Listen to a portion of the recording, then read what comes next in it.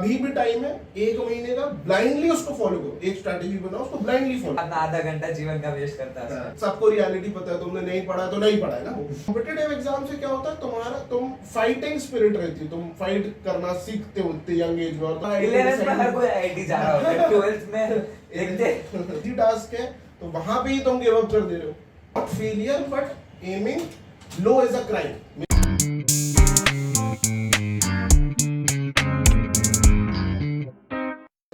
क्या हाल चाल है जनता।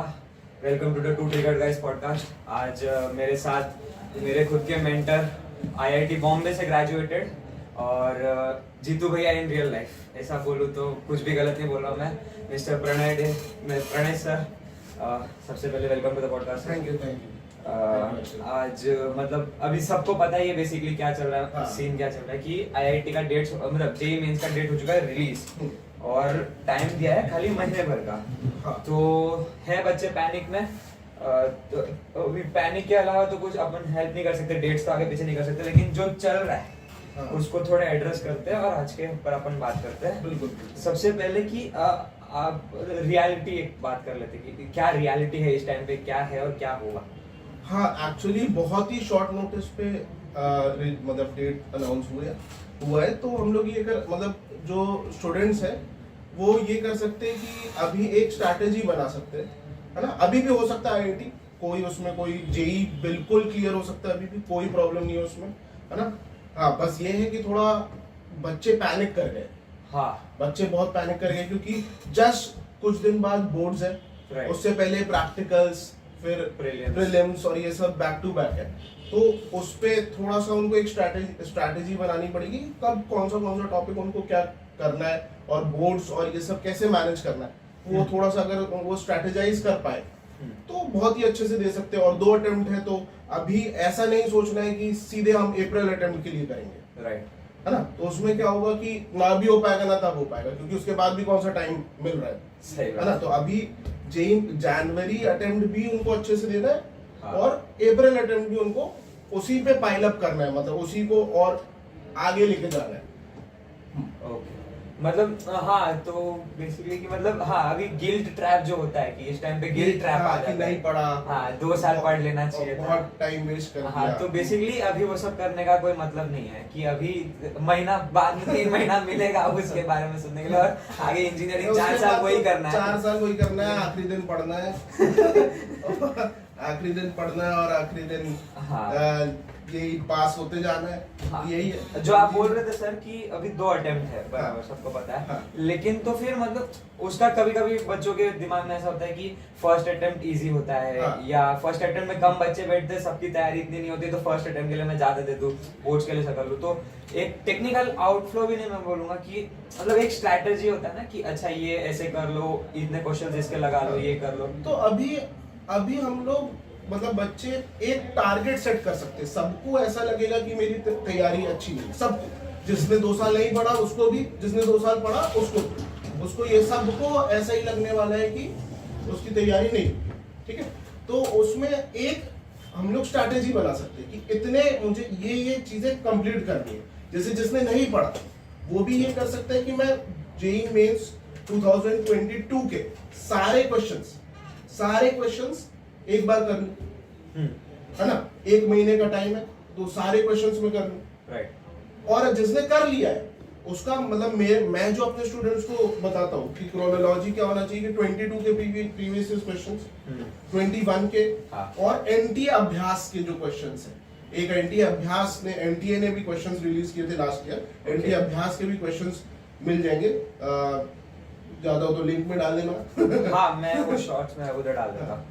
तो एनटीए अभ्यास के क्वेश्चंस, खासकर क्या हुआ लास्ट ईयर के हिसाब से फिजिक्स केमिस्ट्री मैथ्स में, फिजिक्स केमिस्ट्री बहुत इजी आया था, हाँ। और मैथ्स बहुत डिफिकल्ट आया था। सही। तो थोड़ी स्ट्रैटेजी दोनों में अलग होनी चाहिए। तो स्पेशली मैथ्स के लिए बोलूं तो 22 के क्वेश्चंस अब मतलब लगाना बहुत जरूरी है, बहुत जरूरी। उसके बिना फिर से अगर सेम पेपर आ गया तो मुश्किल जाएगा। हाँ, मतलब ये आपने मेरे को मेरे टाइम पे भी बोला था कि पीवाईक्यूज करना। हाँ, किसी भी टेस्ट का मेन क्रक्स वही है कि प्रीवियस ईयर्स क्वेश्चन सबसे पहला काम है। प्रीवियस ईयर्स क्वेश्चन कोई भी कॉम्पिटिटिव एग्जाम, वही सबसे मतलब ये इतना ऑब्वियस है कि कभी कभी छूट जाता है लोगों के दिमाग में से। वो छूटता ही है, मतलब नहीं तो सब क्लियर कर लेते ना। तो बहुत बहुत बार मैं बोलता रहता हूँ, मतलब 100 को बोलूंगा तो वो 10-20 लोग ही करते हैं, Right. और वो जो करते हैं वही रैंक लाते हैं, वही है। तो वही डिफरेंस हो जाता है। बेयर मिनिमम स्टेट बोर्ड की बुक्स तो मतलब वही एक टॉपिक आता है ना कि मेंस कैसे मैनेज करे, हाँ बोर्ड्स कैसे मैनेज करे। हाँ, मेरा अगला क्वेश्चन वही था। हाँ, कि मेंस बोर्ड्स कैसे मैनेज करे, एडवांस तो चलो ठीक है। तो लोग क्या देखते हैं, लोग क्या देखते हैं कि मेंस अलग चीज है, हाँ। बोर्ड्स अलग चीज है, और एडवांस अलग चीज है। कुछ अलग होता है एडवांस में, लेकिन ऐसा है नहीं।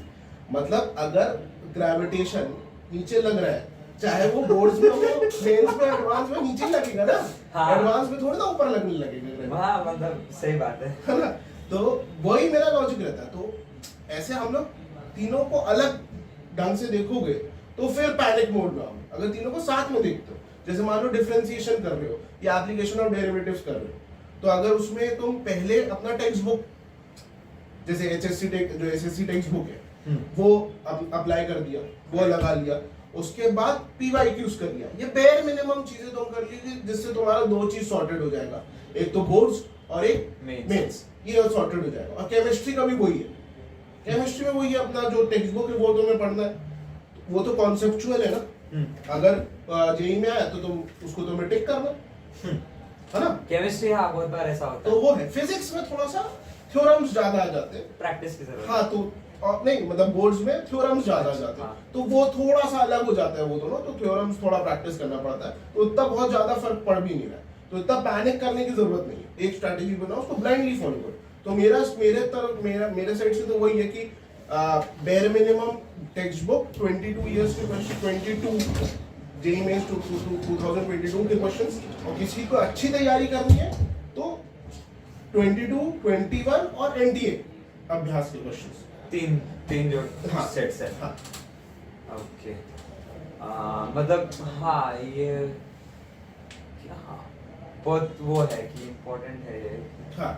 तो लेकिन मतलब अभी ऐसा रहता है कितनी बार कि बहुत सारे YouTube पे वीडियो आते हैं, चलो लेट्स गो स्ट्रेट फॉरवर्ड, कि बहुत सारे YouTube पे आते हैं 15 दिन में जेईई मेंस क्लियर कर। या फिर ऐसा होता है कि मतलब मैंने भी अपने टाइम पे, हर बच्चे का वो ट्रैप होता है कि भाई हर बच्चा देखता है वो वीडियो, हर बच्चा अपना आधा घंटा जीवन का वेस्ट करता है उसमें। मतलब लेकिन किधर ना मेरे को ऐसा लगता है कि कुछ बातें ऐसे, मैंने 100 में से वो एक जो बात सही रहती है ना, वो आपके हिसाब से क्या है कि शॉर्टकट्स, अपन भी वही करते हैं कि किल ट्रैप बना देते हैं कि शॉर्टकट फॉर जेईई मेंस क्या है कि पीवाईक्यूज कर लिया।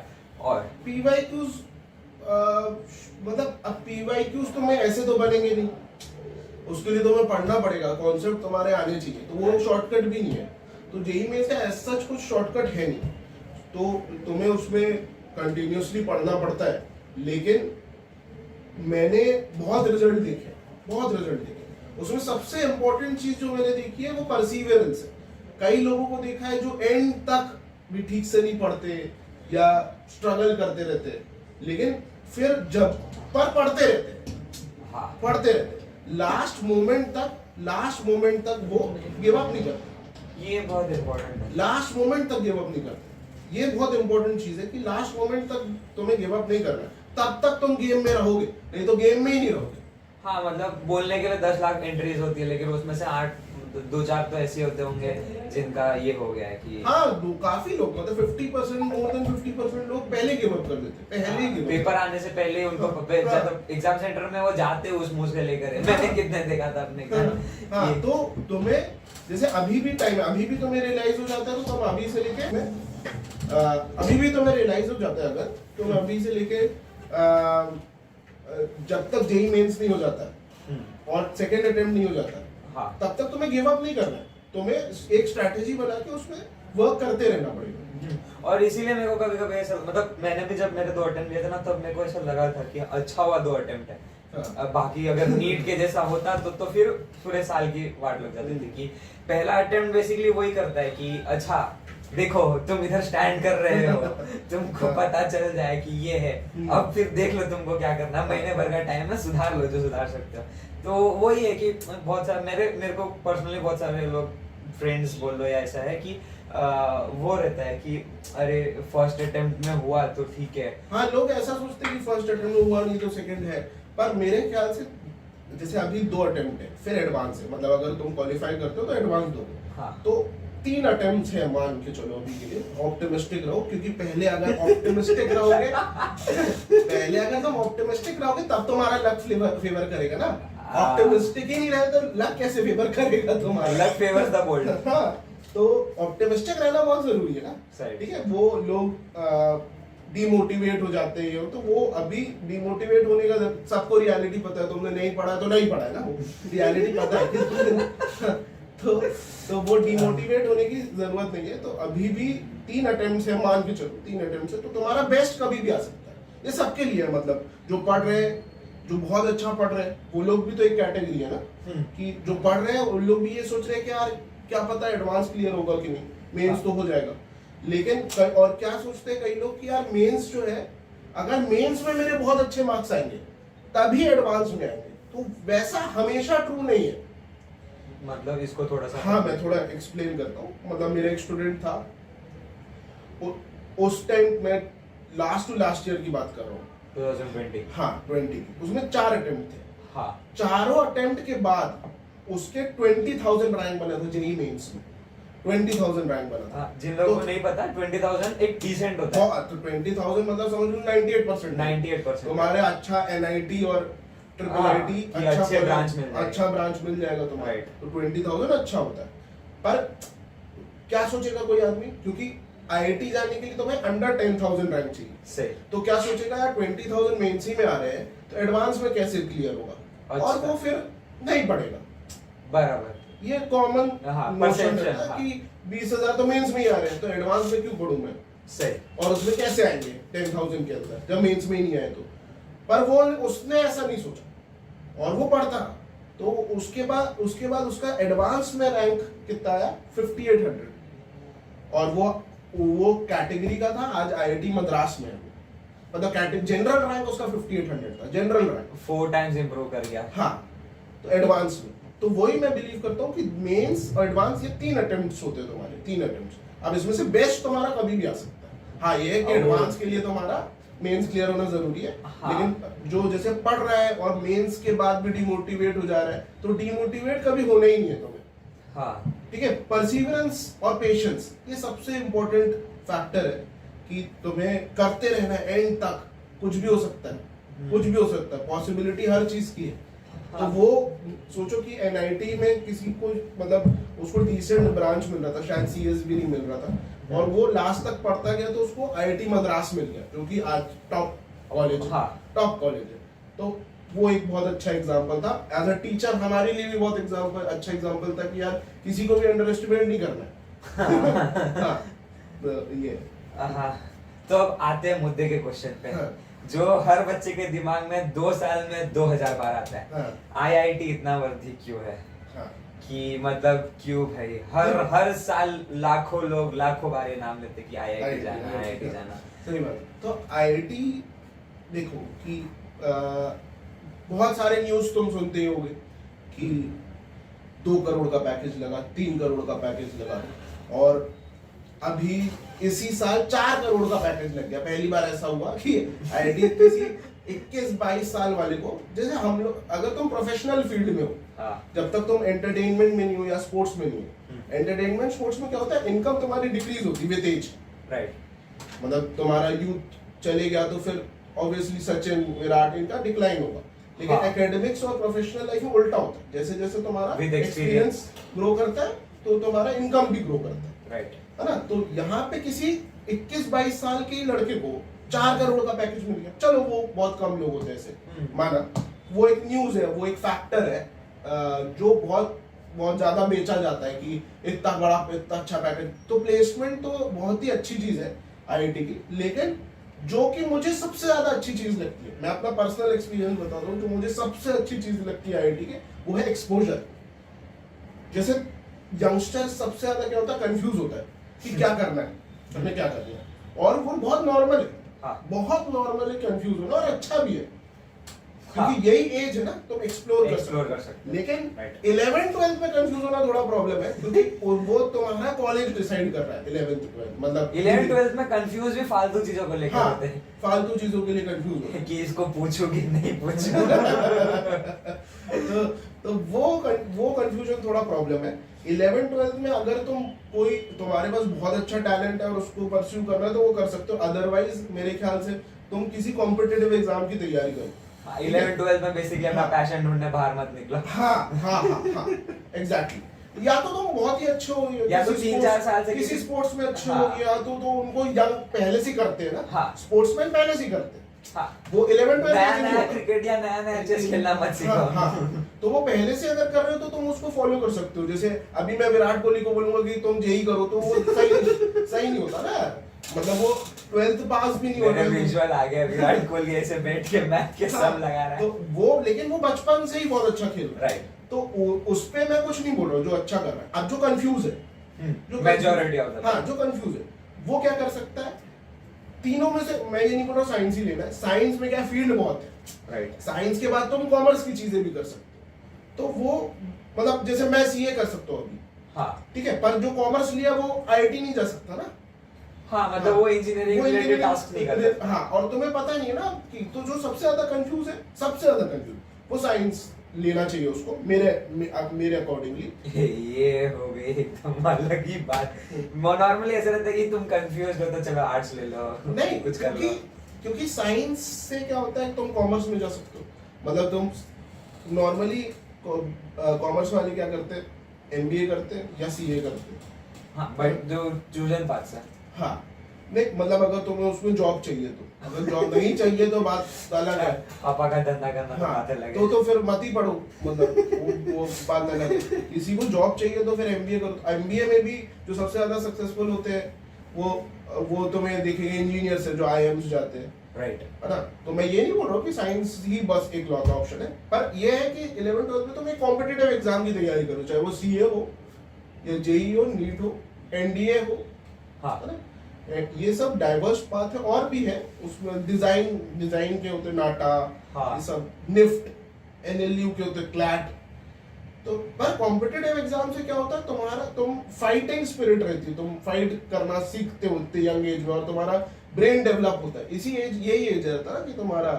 हाँ, मतलब मैं अभी उधर ही आना रहता है कि वो एक जो माइंडसेट रहता है कि इस टाइम पे माइंडसेट फॉर्म हो जाता है, ग्रिट बोल लो या परसिवरेंस बोल लो, वॉरियर माइंडसेट आ जाता है कि मतलब अभी गोल स्टिक हो गया। जैसे अभी मान लो कि तुम्हारा नहीं भी, तुमने पढ़ा और तुम्हारा क्लियर नहीं भी हुआ जी, तो भी तुम्हें आइडिया लग गया कि आप कॉम्पिटिटिव एग्जाम कैसे होता है। हाँ, अब तुम समझ जाओगे कि अगर आगे कोई कॉम्पिटिटिव एग्जाम देना है तुम्हें, या गेट देना है, जीआरई देना है, जीमैट देना है, ये सब आगे कुछ देना है, तो तुम समझ पाओगे कि मैं कौन से मैं कर पाऊंगा ऑनेस्टली, और अपने आप से ऑनेस्ट रहो। राइट। और तुम ऑनेस्टली समझ पाओगे, अच्छा मेरा इंग्लिश थोड़ा बेटर है, मैथ्स बेटर है, तो मैं कैट दे सकता हूँ। तो मेरा इंजीनियरिंग टॉपिक बेटर है तो मैं गेट दे सकता हूँ। हाँ। या छोड़ो, जैसा बाहर जाना है तो जीआरई दे सकता हूँ।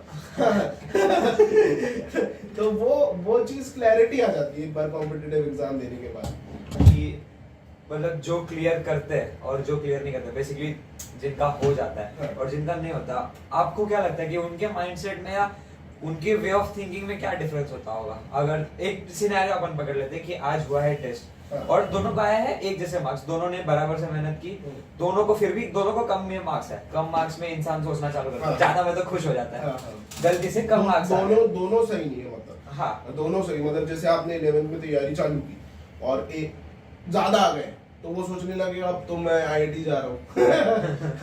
11th में तुम्हारा 11th में हर कोई आईआईटी जा रहा होता है, 12th में देखते 12th तक आगे चढ़ जाते। तो अगर मान लो सेम मार्क्स आए, कम आए, जो तुम्हारा क्वेश्चन था अच्छा क्वेश्चन, अब वहां पे यही सोचना है कि मेरा अगर नॉर्मली यहाँ बच्चे क्या सोचते हैं कि कम नंबर आए मेरे से नहीं हो पाएगा, छोड़ो हाँ। छोड़ो छोड़ो, बहुत जल्दी छोड़ दो। बहुत जल्दी छोड़ो। पर वो नहीं सोचना है तुम, मतलब ये चीज बहुत कॉमन है, पर ये चीज नहीं सोचना है, क्योंकि हमारा लाइफ पूरे सबसे इजी काम हो रहा है अभी, पढ़ना सबसे इजी काम है। हाँ। ठीक है, क्योंकि आगे जब जाओगे जब तुम अर्न करोगे या फिर रियल लाइफ की सिनेरियोज में जाओगे, तब चीजें और डिफिकल्ट होगी, बहुत लोगों से मैनेज करना पड़ेगा, और पैसे कमाना ऐसे इजी नहीं है, तो वो सबसे डिफिकल्ट टास्क हो जाती है आगे चल के। तो इजी टास्क है, तो वहां पे ही तुम गिव अप कर दे रहे हो, ठीक है। तो और उसमें क्या है कि जैसे अगर कम नंबर है तो हमें ये सोचना है कि अब मैं और थोड़ा एफर्ट करके थोड़ा थोड़ा इम्प्रूव करते जाऊँ। जो जो सिलेक्ट होते हैं वो मैंने देखा, ऐसा नहीं है कि जो सिलेक्ट होते हैं उनको ऐसे कुछ वरदान मिलता है, ठीक है। हाँ। ठीक है, तो उसको ऐसे वरदान की ये जाओ तुम्हें जाओ बेटा तुम्हारा IIT Bombay computer computer science. हाँ, तो उन लोगों का मैंने जर्नी देखी बहुत क्लोजली। आज मेरे IIT बॉम्बे में कम से कम 15 स्टूडेंट्स होंगे IIT बॉम्बे में, जिनको आपने पढ़ाया। हाँ, जिसको मैंने पढ़ाया, तो 15 स्टूडेंट्स होंगे। तो उनका मैंने सबका जर्नी देखा, बहुत क्लोजली जर्नी देखा है। तो उनके जर्नी में यही था कि उनके कम नंबर कई बार आए, कई बार कम नंबर है, बहुत कम नंबर है। मतलब 2 साल की जर्नी तो किधर ना किधर लो आना तो बनना ही। हाँ, तुम्हारा लाइफ का ग्राफ ही ऐसा होता है, अप्स एंड डाउन्स होते ही रहते। लेकिन जो गेम में रहेगा, मतलब जो फाइट करता रहेगा, वो सक्सीड होगा ही।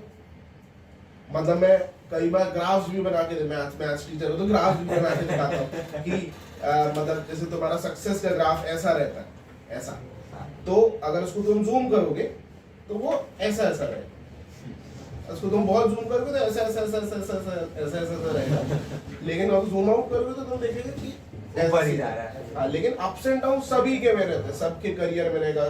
तो सेम उसमें भी होगा कि लाइफ में भी वैसे ही होगा कि मतलब, और जेई जर्नी में भी वही होने वाला है कि अप्स एंड डाउन लगे रहेंगे। वो तो है ही, मतलब वो मतलब सबसे मतलब मोटिवेटिंग कोट जो यही है। देखो मैं भी कई जगह सक्सीड किया हूँ, कई जगह फेल हुआ, सबके साथ ऐसे ही होता है। तो not failure but aiming low is a crime मेरे हिसाब से, ठीक है। Not failure but aiming low is a crime, ठीक है। एम लो नहीं, अब तुम्हें किसी भी चीज में हाई अगर एम करना है, क्योंकि IIT बॉम्बे मजाक नहीं है, IIT मद्रास मजाक नहीं है। टॉप लोग वहां पे, जितने कॉर्पोरेट्स में तुम देखोगे तो टॉप लोग रहेंगे इसी इन्हीं कॉलेजेस के होंगे। चाहे तुम वर्ल्ड वाइड गूगल, माइक्रोसॉफ्ट या किसी में भी देखोगे तो तुम्हारे ट्विटर का भी एक CEO IIT बॉम्बे का था। अभी एक्स हो गया। हाँ, तो ये लोग उस टॉप पोजीशन में इसलिए जाते हैं क्योंकि टॉप यूनिवर्सिटीज, तो वो मजाक नहीं है। तुम बेस्ट इन द बिजनेस हो जाओगे। किसी चीज के लिए भी बेस्ट होने के लिए तुम्हें सैक्रिफाइस और परसीवरेंस ग्रेट होना चाहिए ना। कि जैसे अभी कोई भी रोनाल्डो, मेसी हो या फिर किसी और भी फील्ड में देखोगे तो लोग बहुत एफर्ट करते हैं, बहुत ज्यादा एफर्ट करते हैं बेस्ट होने के लिए, ठीक है। तो ये लोग जो क्रिकेटर्स हैं, जो प्लेइंग 11 में खेल रहे हैं, जो टॉप 20-30 प्लेयर्स, उन्होंने बहुत एफर्ट किए, ऐसे नहीं मिल रहा। अगर तुम्हें वो भी करना है तो तुम्हें बहुत एफर्ट करना है। इजीली तुम्हें कुछ भी चीजें नहीं मिलने वाली है, ठीक है। तो वो और इजीली मिल रही होती तो पूरी दुनिया ही टॉप लेवल पे। हाँ, एग्जैक्टली। तो तुम्हें तो वो चीज तुम्हारा वो भी ग्रोइंग एज में आना बहुत जरूरी है, क्योंकि तुम्हारा माइंड ग्रो कर रहा है, मतलब तुम्हारा बॉडी ग्रो करता है ना। 10th 11th मतलब जो मिडिल स्कूल और हाई स्कूल असली प्यूबर्टी हिट होने हाँ, चालू हो जाती है। तुम ग्रो कर रहे हो तो वैसे ही माइंड भी ग्रो करता है ना। तो उस टाइम पे अगर तुमने कचरा नहीं भरना। हाँ, उस टाइम पे अगर तुमने जैसे किसी कॉम्पिटिटिव एग्जाम की तैयारी कर ली है तो क्या होगा कि तुम्हारा माइंड एप्टीट्यूड तुम्हारा डेवलप हो जाएगा, उसके बाद तुम कॉम्पिटिटिव एग्जाम कोई भी दोगे तो वो जर्नी बहुत इंपॉर्टेंट है। और उसमें सक्सीड होना और फेल होना वो एक पार्ट ऑफ जर्नी है। हाँ, पर वो जर्नी बहुत इंपॉर्टेंट है। सक्सीड हो गए तो फास्ट ट्रैक टू मिल हाँ, जाएगा कि मतलब फास्ट मूवर्स एडवांटेज मिल जाएगा, लेकिन फेल हो गए तो लाइफ लेसन्स। ऐसा भी नहीं है। देखो उसमें भी क्या होता है कि ऐसा नहीं है कि सारे IIT वाले सक्सेसफुल है। हाँ, ये भी एक बहुत बड़ी डिस्कशन है। पर ये है कि उनको अपॉर्चुनिटीज बहुत मिलती है।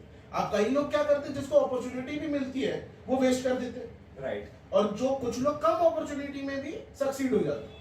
हाँ, तो जो लोग नहीं भी हो पा रहे उनका ऐसा नहीं है कि एंड ऑफ लाइफ, ठीक है, हाँ, एंड वो ऑफ तो नहीं है। तो उसके बाद भी बहुत अपॉर्चुनिटीज है, आगे भी तुम बहुत सारे कॉम्पिटिटिव, तो वो एंड नहीं है। पर सीखने को मिलेगा तुम्हें, ये मेरी गारंटी है कि सीखने को तुम्हें बहुत ज्यादा मिलने वाला है जेई की जर्नी में। तुम बहुत सीखोगे उसमें, लाइफ सीखोगे, बहुत इंपॉर्टेंट है। और फिर आगे तुम उस हिसाब से ग्रो करोगे, क्योंकि बाकी जो आर्ट फॉर्म ये सब सीखना है तुम कभी भी सीख सकते हो। वो 2 साल ये थोड़ा सा क्रूशल हो जाता है कि एक बार कुछ कॉम्पिटिटिव एग्जाम दे के देखो, उसके बाद थोड़ा स्ट्रगल करना सीखो, स्टार्ट करो स्ट्रगल करना, तब जाके तुम तुम्हें समझेगा।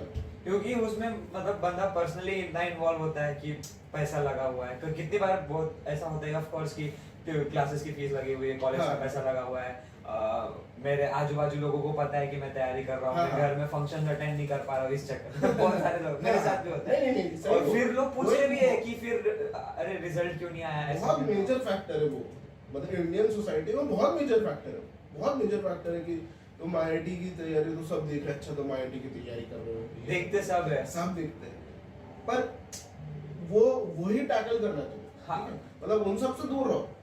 उन सब से दूर 2 रहो। साल ठीक हाँ, है। उसके बाद क्या सुना, तुम्हें नहीं हुआ तो तुम्हें हो गया तो खैर बात ही अलग है। फिर तो हो गया तो बात फिर ही अलग है। सब तुमसे रिश्ता ढूंढेंगे। हाँ।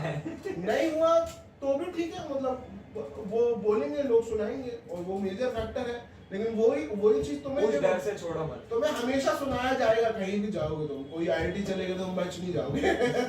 तो वहां पे तुम्हें सुनाया जाएगा, अपनी सोसाइटी ऐसी है तो वो सुनाया जाएगा, तुम्हारे पीछे पड़े रहेंगे लोग पूरे टाइम।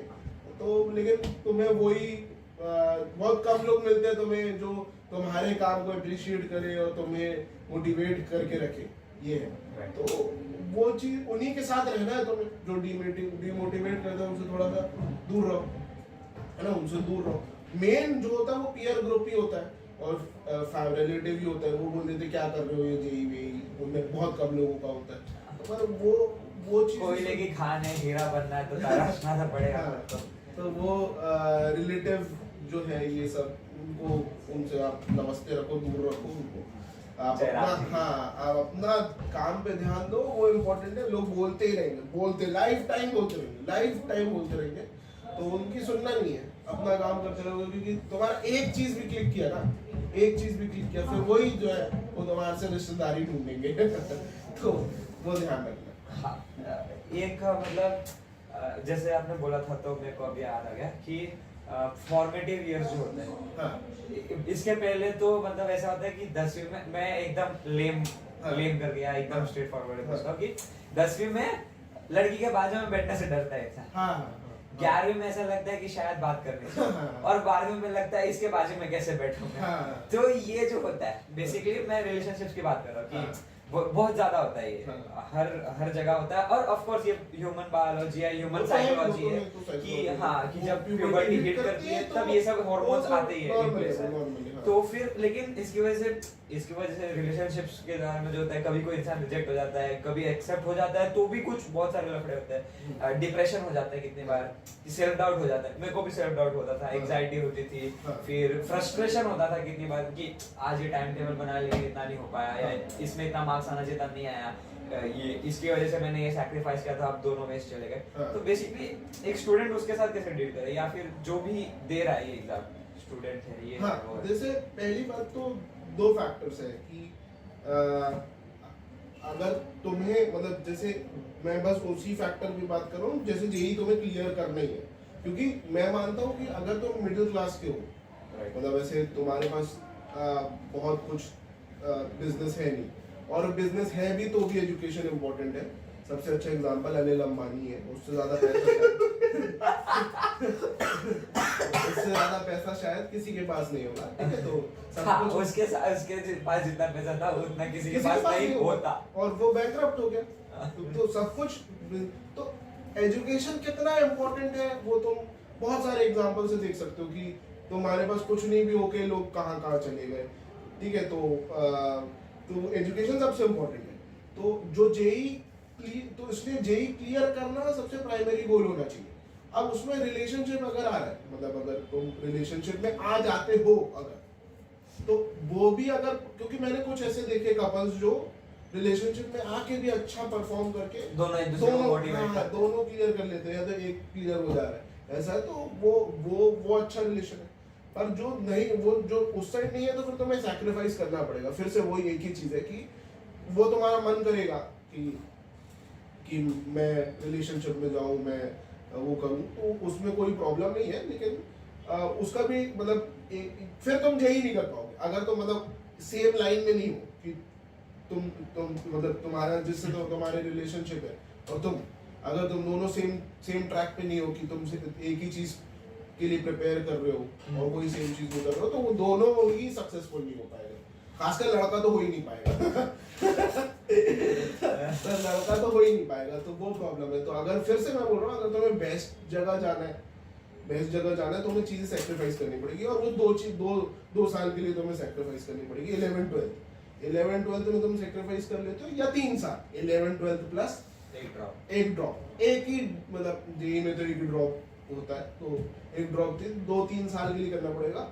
उसके बाद तुम कर सकते हो, बहुत टाइम रहेगा उसमें भी, तुम यंग ही रहोगे तो और उस टाइम ज्यादा तुम्हारे पास प्रेशर रहेगा नहीं। कॉलेज लाइफ तुम्हारे, किसी भी कॉलेज में जाओगे तो बेस्ट टाइम होता है, लेकिन ये है कि आईआईटी में जाओगे तो फिर वो एम्पलीफाई हो जाता है बहुत ज्यादा, क्योंकि उसको तुम्हें सपोर्ट मिलता है बहुत सारी चीजों का, तो वो और एम्पलीफाई हो जाता है, तो वहां पे भी तुम बहुत कुछ कर सकते हो। तो फिर तुम ये रिलेशनशिप वगैरह तुम बिल्ड कर सकते हो, उसमें कोई प्रॉब्लम नहीं है। हाँ, जो रिजेक्शन होता है जिसका, वो भी नॉर्मल प्रोसेस है रिजेक्शन वो बहुतों का हुआ, सभी का होता है रिजेक्शन, सब रिलेट कर पा रहे हैं तो विद टाइम पर वही है ना कि रिजेक्ट हो गया तो तुम्हें पढ़ना नहीं छोड़ना है उल्टा ज्यादा पढ़ना है। हाँ, ज्यादा पढ़ना और करके दिखाना ना, तुम जैसे आईआईटी जाओगे तब मजा आएगी ठुकरा गया मेरा प्यार इंतकाम देखोगी हाँ, तो वो वैसा है कि तो वो रिजेक्शन भी एक पार्ट ऑफ प्रोसेस ही है, लाइफ है, वो सभी के साथ होता है, मतलब हर चीज में होता है, जॉब रिजेक्शन या लव में रिजेक्शन वो होता रहता है, तो उसमें उतना परेशान होने की बात नहीं है। एंजाइटी इश्यूज होते हैं, पर वो तुम्हें डील करना पड़ेगा, तो वो पॉजिटिव लोगों के साथ रहना, वही है, पीयर ग्रुप तुम्हारा पॉजिटिव होना चाहिए, उन्हीं के साथ तुम्हें उठना बैठना है, तो वो वैसा ग्रुप तुम्हें मेंटेन करना पड़ेगा अपना, तो उससे ही तुम ये सब टैकल कर पाओगे, क्योंकि मेन वही होता है कि पीयर प्रेशर आ रहे हैं, फैमिली प्रेशर आ रहा है, उससे ही तुम्हारा एंजाइटी, और तुम्हें ऐसा लगता है कि मेरे ऊपर एक्सपेक्टेशंस बढ़ती जा रही है, हाँ, है ना, तो वो चीज उतना नहीं आना चाहिए, तो वो इसके लिए या तो तुम आइसोलेट रहो, या तो तुम अपना पीयर ग्रुप ऐसा बनाओ थोड़ा, या तो आइसोलेट रहो, कुछ टाइम के लिए आइसोलेट रहो, तो वो तुम बस 1-1.5 साल तुम आइसोलेशन दे दो अपने आप को, अपने लिए टाइम दे दो, तो तुम्हारा बहुत अच्छा होने वाला है, ठीक है, उसमें कोई तुम्हारा नुकसान भी नहीं है, तो मतलब तुम अपना पढ़ो, थोड़ा एक्सरसाइज करो, पढ़ो एक्सरसाइज करो, ये 1-1.5 साल का प्रोसेस है, वो अगर तुम दे देते हो तो वो तुम थोड़ा सा उसमें ज्यादा अच्छा, क्योंकि वो मेन मेरे को जो लगता है एंजाइटी और ये सब इश्यूज पीयर ग्रुप और सोसाइटल प्रेशर के लिए से ही आता है, बर्डन आ जाता है, तो वो चीज बचने के लिए या तो पीयर ग्रुप अच्छा रहना चाहिए, या तो तुम आइसोलेट हो, दो में से। मतलब हाँ, मेरे को मतलब मैं ऐसे वो बोलता था, या मैं जब हमारे दोस्त लोग बात करते थे तो हम लोग का ये टर्म था कि 2 साल का वनवास है दोस्त, अपनी लक्ष्मण रेखा बनाओ, अपने लक्ष्मण और सीता को साथ में रखो और चलने लग जाओ। ये 2 साल के वनवास में लक्ष्मण रेखा के उस तरफ नहीं जाना, इतना पक्का है, भले तुम राम हो या रावण हो, उधर रावण बैठा हुआ है, इतना पक्का लक्ष्मण रेखा के पास गए तो हरण कर ले जाएगा।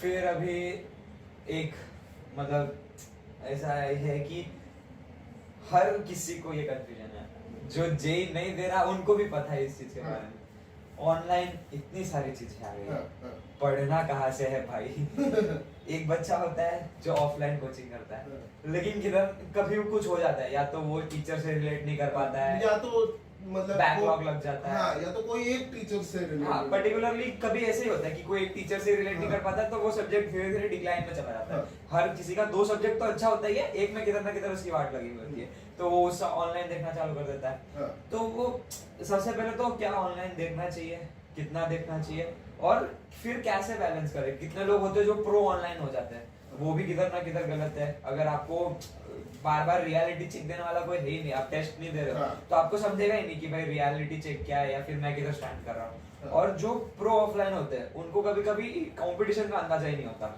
कि भाई बाहर की कुछ अलग ही चल रहा है और मैं तो खाली एनसीईआरटी सॉल्व कर रहा हूँ, मैं तो आईआईटी जाऊंगा। कई लोग थे भी बहुत टाइम तक ऐसे बेसिक चीजें करते रहे, तो उनको लगा कि चले जाएंगे, फिर बाद में रियलिटी फिर जेई में एक दिन आया तो देखो ऑनलाइन बहुत ही मैं मानता हूँ कि बहुत ही अच्छी चीज, जब तक तुम उसमें डिस्ट्रैक्ट नहीं हो रहे। कि तुम उसमें डिस्ट्रैक्ट नहीं हो रहे इन द सेंस कि उसमें तुम पता चला रील्स देखने लगे, ये देखने लगे, वो देखने लगे, तो प्रॉब्लम है। क्योंकि सब जगह का प्रॉब्लम यही है कि कोई ना कोई या तो अपना जो कोचिंग है, मतलब जैसे खासकर हम यहाँ की बात करें, हम महाराष्ट्र मुंबई की बात करें, तो यहाँ पे कोचिंग उनको ठीक से चूज करना पड़ेगा। कोचिंग इंस्टीट्यूट क्लासेस जो है वो ठीक से चूज करना पड़ेगा। पहले कुछ दिन आराम से डेमो ले, क्योंकि जो बड़े ब्रांड्स भी है उनको पता ही नहीं है कि कौन टीचर पढ़ा रहा है ना वहाँ पे, ठीक है। और जो छोटे ब्रांड्स है उनका शायद क्वालिटी टीचर्स ही नहीं है, वो लोग अफोर्ड नहीं कर पाते, कितने टाइम ऐसा हो जाता है। हाँ, तो वो अफोर्ड नहीं कर पाते, ठीक है। तो वो एक तो ठीक से जिसके पास ऑथेंटिक रिजल्ट हो और मतलब नॉर्मल कोचिंग भी हो, तो उनके यहाँ डेमोस ठीक से ले ले, और वहाँ पे जैसे 1 वीक का डेमो, ऐसा डेमो ले ले। उसके बाद या तो किसी से रिव्यू ले ले, जैसे हाँ। जो सीनियर्स बच्चे हैं, उनसे जो पास आउट बच्चे हैं उनका डेटा मांग के उनसे रिव्यू ले ले। तो वो शायद मतलब बहुत टाइम ऐसा होता है कि ऑनेस्ट रिव्यू देते हैं, कि जो पास आउट हो चुके होते हैं उनको पूरा रियलिटी पता होता है कि क्या हो रहा है, तो वो बहुत हद तक ऑनेस्ट रिव्यू देते हैं। तो वैसा रिव्यू ले ले। और उसके बाद भी जो ऑनलाइन है वो बहुत ही इफेक्टिव वे है पढ़ने का विद ऑफलाइन, लेकिन वो मेन स्ट्रीम नहीं बन सकता, मैं ऐसे मानता हूँ। तभी सारे देखना ऑनलाइन वाले ऑफलाइन सेंटर खोल ही रहे, तो वो मेन स्ट्रीम नहीं बन सकता, वो एड ऑन हो सकता है। जैसे अगर कोई ऑटोमोबाइल की बाइक की बात करो, इंजन अलग है, उसमें तुम कितने भी पार्ट जोड़ दो, इंजन नहीं बन सकते। इंजन ऑफलाइन सिस्टम ही रहेगा, क्योंकि तुम घर पे, मेजोरिटी लोग घर पे आराम से बैठ के लाइट डिम करके पढ़ नहीं सकते, ठीक है। तो बात ये है, तो ऑफलाइन मोड बहुत इंपॉर्टेंट है। ऑफलाइन में रेगुलर जाएगा तो कुछ टॉपिक में डाउट हो तो वो ऑनलाइन रेफर कर सकते हैं, या कुछ एक्स्ट्रा चीजें देखना हो तो वो ऑनलाइन रेफर कर सकते हैं, या तो क्लास से पहले ही वो ऑनलाइन देख के आ जाए, वो भी बेटर है। तो वहां पे भी एक चीज, एक टीचर का जो मतलब कर लो, तो या तो जो सबसे बेस्ट है जो दोनों मॉडल में चल रहे हैं, हाइब्रिड और ऑनलाइन, तो उन्हीं का ऑनलाइन देख। अगर टीचर नहीं जम रहा तो बात अलग है, तो उन्हीं का देख लो। तो एक बार क्लास से पहले वो देख के आ गए, उसके बाद ऑफलाइन में क्या तुम क्वेश्चंस पूछ सकते हो। तो मेन क्या इंटरैक्शन, जेईई में मेन क्या इंटरैक्शन, तुम टीचर से क्या कितना नॉलेज निकाल सकते हो, हाँ, वो सबसे इम्पोर्टेंट है।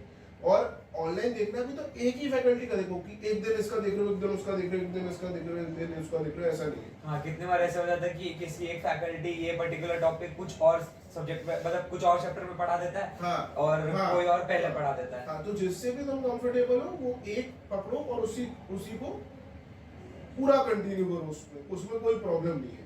पर ऑफलाइन बहुत जरूरी है ऑफलाइन होना, तभी तुम्हें गाइड कर पाएंगे, 1-to-1 गाइडेंस मिलेगा, तुम्हें पुश कर पाएगा। प्लस बच्चे के ऊपर किधर ना किधर वो हल्का सा प्रेशर रहता है, तो वो चीज इंपॉर्टेंट है। तो ऑनलाइन लेकिन डिस्ट्रैक्ट नहीं होना। ऑनलाइन फायदा है जब तक तुम डिस्ट्रैक्ट नहीं हो, कि ये सब रील्स देखने लगे, कुछ और देखने लगे, ये सब करने लगे, वो चीज नहीं होना चाहिए। बेसिकली ऑनलाइन पढ़ रहे हो तो पढ़ो भाई। डिसिप्लिन फॉलो करके फोकस होना बहुत जरूरी है। यही तो मैं, ये जो है फोकस होना बहुत ज्यादा जरूरी है इस टाइम पे। कई लोग नहीं हो पाते, लेकिन फिर वो रियलाइज करते हैं बाद में भी हो जाते हैं, तो हाँ। पर वो लेट हो जाते हैं, तब तक जेईई के लिए एटलीस्ट लेट हो जाते हैं। हाँ, जेईई यही सिखाता है कि भाई बाकी सब लोग बोलते हैं जब जागे तब सवेरा, लेकिन जेईई में जेईई में जागना पहले दिन से ही है, और हमेशा जागे। कितनी बार ऐसा होता है कि मतलब बाद में जाग सकते हैं, बाद में भी जागोगे तो तुम्हारा फायदा होगा, तो लेकिन दोपहर हो चुकी होगी। सवेरा तो नहीं हुआ रहेगा। हाँ, वो तो है कि फिर मॉर्निंग सनसेट सनराइज वाला व्यू नहीं मिलेगा। सही बात है, पर यही है कि गिव अप नहीं करना है, चाहे तुम कभी भी जागो, गिव अप नहीं करना है, क्योंकि कुछ भी हो सकता है। मैंने बहुत क्लोजली सबको देखा है, कुछ भी हो सकता है। तो हमेशा पॉजिटिव रहना है, ऑप्टिमिस्टिक रहना, जैसे हमारी बात हुई थी। तो ऐसा है। और आपका कुछ ऐसा पार्टिंग की एडवाइस, कुछ ऐसा 4 की पॉइंट्स या कंक्लूजन कि ये चीज ध्यान में रखो तो जेईई और लाइफ दोनों जगह हेल्प हो जाएगी। हाँ, पहले तो लाइफ में ही सबसे इम्पोर्टेंट चीज है पेशेंस और परसिवरेंस, है ना।